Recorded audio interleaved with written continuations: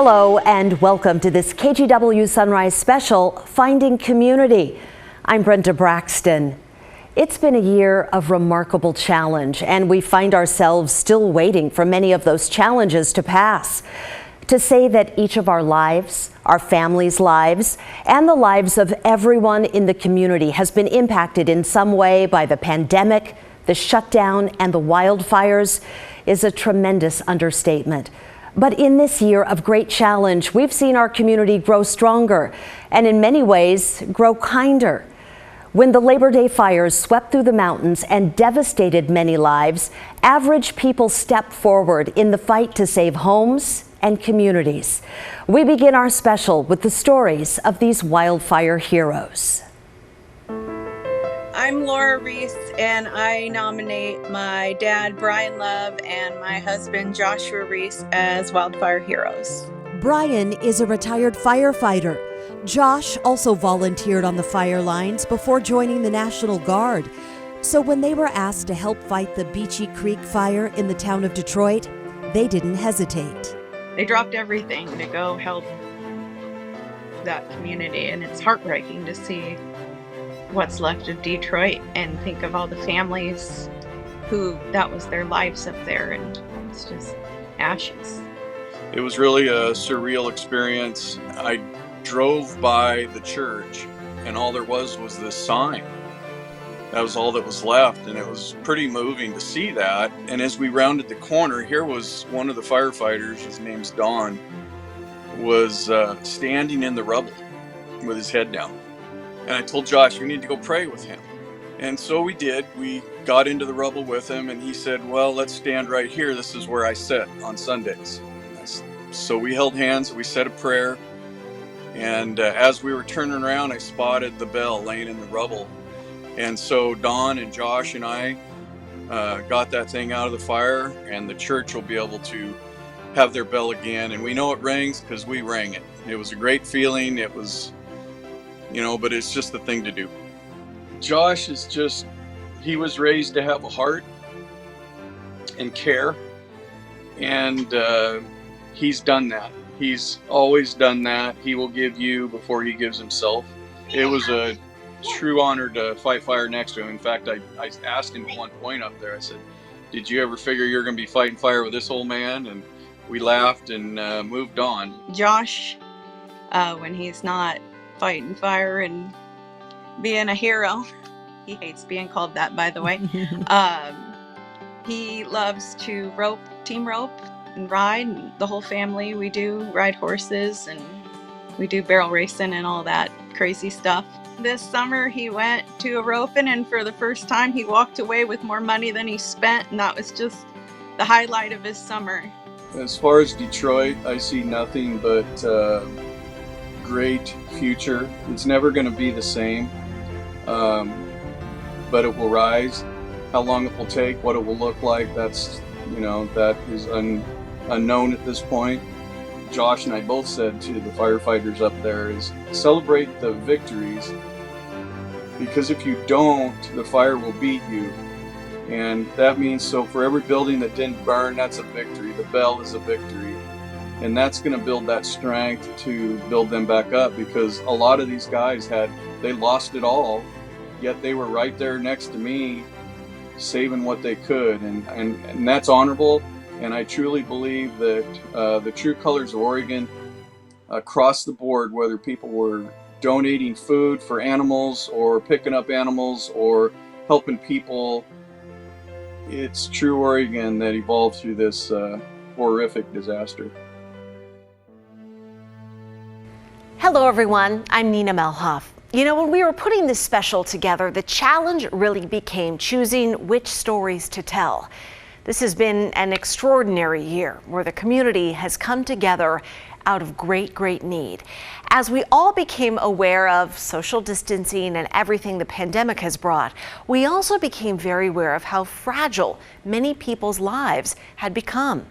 But thousands came together in large and small ways to help. And our next story is how the city of Portland, charities, businesses, and just regular people who wanted to help moved hundreds who were at risk to places where they would be safe and cared for. We've shown you the cots moved into the Oregon Convention Center. We've shown you the rooms at the Jupiter Hotel that are open and waiting. And we've shown you those on the streets, those who said yes to go into a safer space, a pop-up homeless shelter. You're taking some folks who were living in one place that might have been working out really well from them, and then they've moved to another location. That is a potential stressor and a potential trauma inducer. There are 6 of these temporary shelters across the city, an emergency measure for 600 people going through homelessness to physically distance, get medical care, showers, and yes, food. How the community came together this year was really incredible to see. Hello, by the way, I'm Drew Carney, and without question, some of the stories we've shared with you throughout the year on KGW Sunrise have been absolutely inspiring. And every morning after the TV show is through, we continue the conversation with our community in a live online streaming show that we call Sunrise Extra. We share our thoughts, viewers weigh in with theirs. There were many mornings this year when Sunrise Extra focused on people who serve in our community. And on Veterans Day, we shine the spotlight on 2 local nonprofits to share the great work that they do. One of them is called Do Good Multnomah. The other is Northwest Battle Buddies. Hey everyone, welcome to Sunrise Extra on a Wednesday, a holiday Wednesday. We are celebrating and honoring those veterans here for Veterans Day. We've been getting some great shout outs and photos and short stories from you guys that you want to honor today. You see the number in the bottom right of your screen, 503-226-5088. And we have 2 very special guests on Sunrise Extra this morning. Johnny Fisher, he is with Do Good Multnomah, and Ovi Muntean with Battle Buddies. Good morning to you both. Thank you so much for being here. Yeah. Johnny, you were joining us during our newscast, Sunrise Show, but can you tell people who aren't familiar a little bit about your organization, Do Good Multnomah? You're working with homeless veterans. Certainly. Really, when it comes down to it, we do not believe, and most people believe as well, is that our veterans should not be houseless. They should not be experiencing houselessness at all. And so us as an organization, Do Good, that's part of our job, is to provide the support and the services that they need and that they deserve. We're looking at some of the pictures, sorry Nina, didn't mean to cut you off, of please. those big complexes, apartments, and things that are under construction, and a sketch there. These look like beautiful places. It is incredibly important to me and the rest of the organization that when we move someone into permanent housing or transitional housing or even our shelters, that we treat our veterans with the dignity and respect they deserve. And it's a lot easier to be able to own something and be proud of it and take care of it if it's nice. If there are veterans out there who see this, I'll start with you. How can they get involved with Northwest Battle Buddies? How can they request some help? It's very, very easy. We have a very simple process. They go to our website, northwestbattlebuddies.org. There's this pre-question application. They have to provide their DD-214. Oh, I love the picture that we're seeing. The dogs are just so, cuddled up next to the vets at their feet. Can you tell us about that process of training dogs and the companionship that it provides our veterans?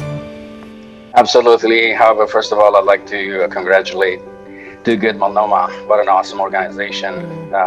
It's always encouraging to see the hearts of the American people coming together to serve the veterans who served us all.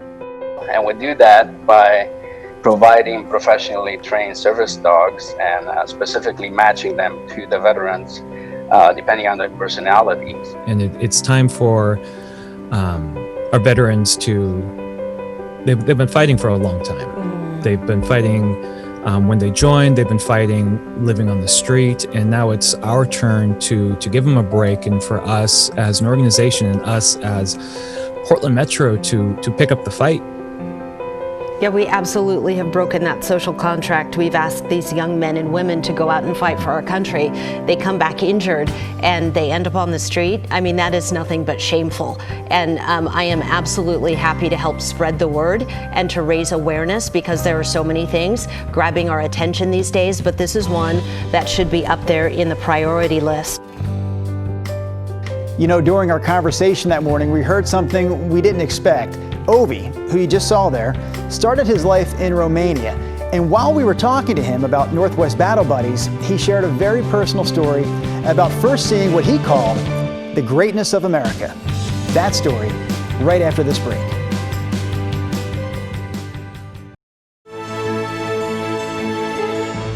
You were talking to one of our producers before this interview, and you do have a pretty unique story. You came to America from Romania.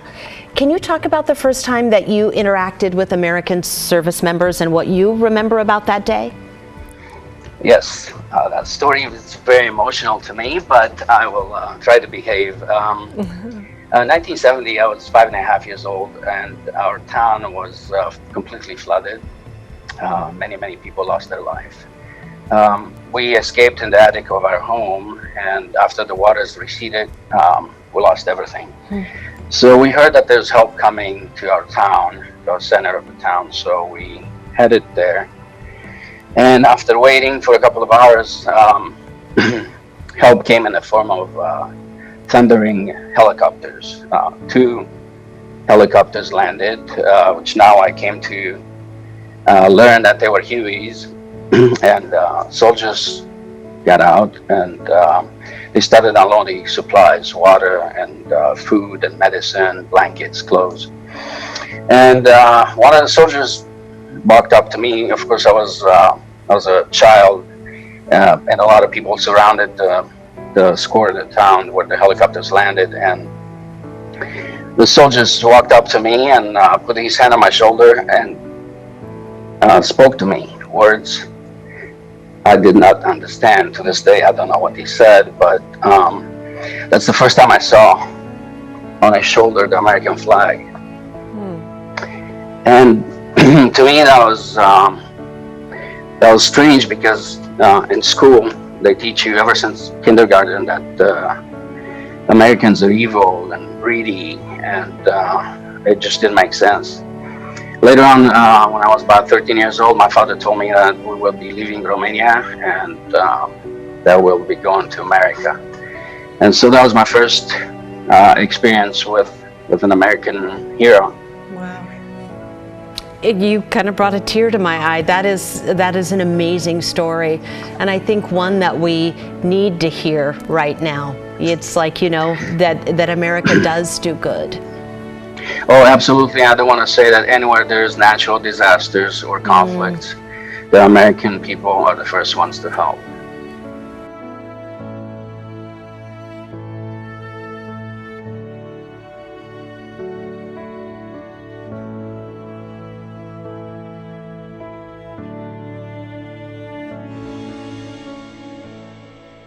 Very inspiring. Hello everyone, I'm Rod Hill. When you meet someone new here in the Northwest and ask where they're from, they're most likely to tell you the city, then the neighborhood, where they live. Our neighborhood and special places are what everyone raves about. And in these times, we've learned how much we value each and every one of them. I get to visit many of the great places you tell us about. And at the top of many of your lists of best in Portland is the great Multnomah Village. This neighborhood dates back to around 1908, 1909. That's when the electric railway depot was put in. And since then, it's gone on more than 100 years to be one of the more charming neighborhoods in the Portland area. There's a toy store in the corner, nice pizza place here. It really does feel like a family-friendly place to be. Thank you, Chloe. One of the stores that people mention when you ask them about Multnomah Village is Thinker Toys. It's been here for how many years, Caitlin? 26 years now. 26 years. Our neighborhood especially is lucky to have a place where families can come and shop and play and you know, recognize people. Everyone kind of has a sense that they just really appreciate being able to be here and explore. with Caitlin as my witness. Rod Hill, taller than the giraffe. Welcome to Fat City. The community is amazing here. I'd say 80% of our customers are regulars, families that I've known the kids since they were born. Oh, that's so up to special. them, then they come work for us, and still, you know, it's just great. This is the community. It's unbelievable. We have plates from all over the world: Dubai, South Australia, Africa, Guam. People just started bringing in and just sort of became a thing. I purchased maybe 4 license plates, and people just bring them. Here's to Thank you. post-COVID someday. That's right. In Fat City Cafe. That would be great. Cheers. Please play me, okay? My booty goes right here. I can do that. Thank goodness there's room.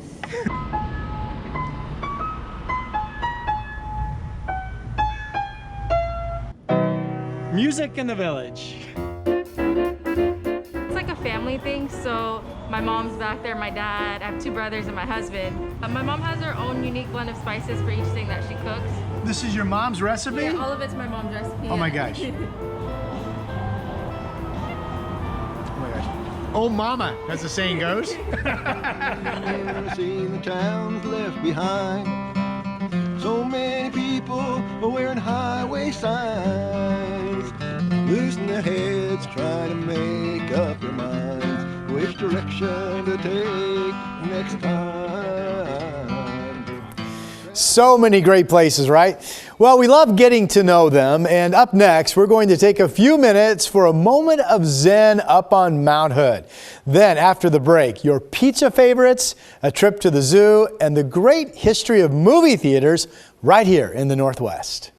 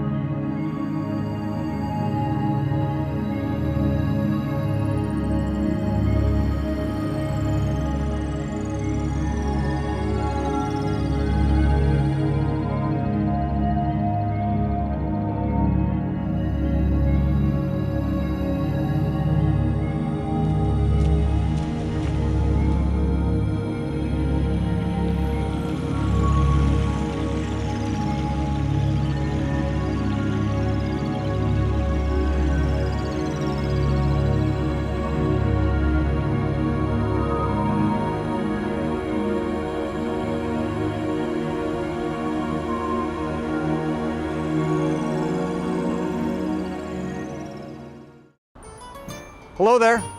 Hello there, gang. Hello there, sir. Could we stop you today? We're talking pizza today. Pizza? Pizza. Oh, pizza. Easy okay. topic. Yeah. Number 1. What is your favorite pizza topping? I'm a straight cheese guy. Pepperoni. Mushrooms and green pepper. That's 2, you know. I know. You can't choose between the 2? Gotta have them together. I really like potatoes with Kalamata olives. Potatoes. Yes. You said potatoes. Yes. Not tomatoes. No, potatoes. Potatoes. Yes. On the pizza. Uh-huh. The most controversial topping question I can ask is this. Does pineapple belong on a pizza? Absolutely, yeah. No, absolutely not. Pineapple goes on pizza. It does. Yeah. Not according to me. It absolutely does. Never. Never ever. Sorry. Not a thing. Here comes a big slice of pizza trivia. Per capita, which country eats the most pizza in the world? Italy? It's a great guess. They're in the top 5. Okay. Not number 1. Okay. I think it's probably the United States. I'm gonna guess the U.S. The U.S. Great guess. Number 2 on the list. Ah. What was number 1? You don't want to take any more guesses? No, I'm gonna get it wrong. Can I give you a clue? Okay. It is a Nordic country. It's not my way. It's not your way. It's the highway. Highway? Highway. Highway's not a country. It's not my way. It's not your way. Norway? What? Norway? Norway? Yeah! Let's end this with some local flavor. Best place in the area for pizza. Best pizza in Portland, I think, is a Pizza Shoals. Garlic Jim's. I like 1905 on Mississippi. I'm gonna go with Baby Doll. I really like Papa Pete's up in like Ridgefield, Kelso, like up there. Escape from New York, right there. Escape from New York. Escape from New York pizza is the best. Escape from New York on Northwest 23rd. That's actually my favorite too. One for me and one for you.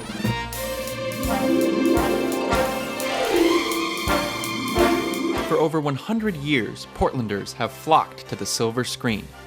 By 1916, the city had earned a reputation for its excellent theaters. One industry journal saying, "Ours were as fine as any on the Pacific coast."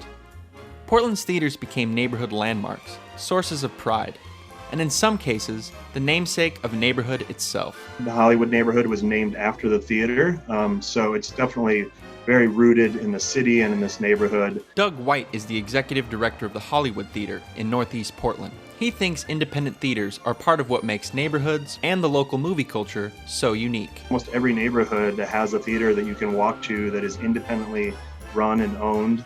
I don't see it as competition. I just see it as building a culture of people not going to a chain, but going to their local independent theater, and that's just sort of what Portlanders do. But metro area movie theaters have been closed since mid-March due to coronavirus. And unlike restaurants and bars, which were allowed to reopen in Phase 1, movie theaters are classified as venues by the state and have to wait until Phase 2. It's a classification some local theater operators disagree with. When we look at the rules and regulations that they created, the guidelines for Phase 1, it all of a sudden occurred to us that, hey, we could operate under this. Tom Ranieri runs Cinema 21 in Northwest Portland. In August, he and about a dozen independent theaters wrote a letter to the governor asking to include cinemas in Phase 1 of reopening. Ranieri says he can do it safely. If I've got 25 or even 50 people in here, which is less than 10% of my capacity, I mean, it could be 30 feet between you and somebody else. But nearly 2 months after sending that letter, the guidelines remain the same. For independent theaters like Ranieri's, it's a decision that could mean the difference between reopening someday or closing for good. And if we could open under Phase 1, we have a chance. But so far, it's just been, yes, well, you're in Phase 2, we'll let you know when you can go. It's hard to know what coronavirus means for Portland's independent theaters. Will it be a brief intermission or the closing credits? Doug White is optimistic. I think when this is all over, people are going to come out even more than they did before because they will be so tired of sitting on their couch and streaming movies. The idea of being able to sit safely in a theater with other people and watch something on film and talk about it afterwards and having a beer and a slice of pizza, is people are, I think, pining for that. Andrew Dorn, KGW News. These have been just a few of the stories from our community. We want to thank you for sharing so many of your stories with us. And as this year comes to a close and we look at turning a corner away from all of these challenges, it's the stories of our community that keep us together. If you would like to see more, we have a playlist on our YouTube page. Just search Sunrise. Be good to each other. Thank you for joining us.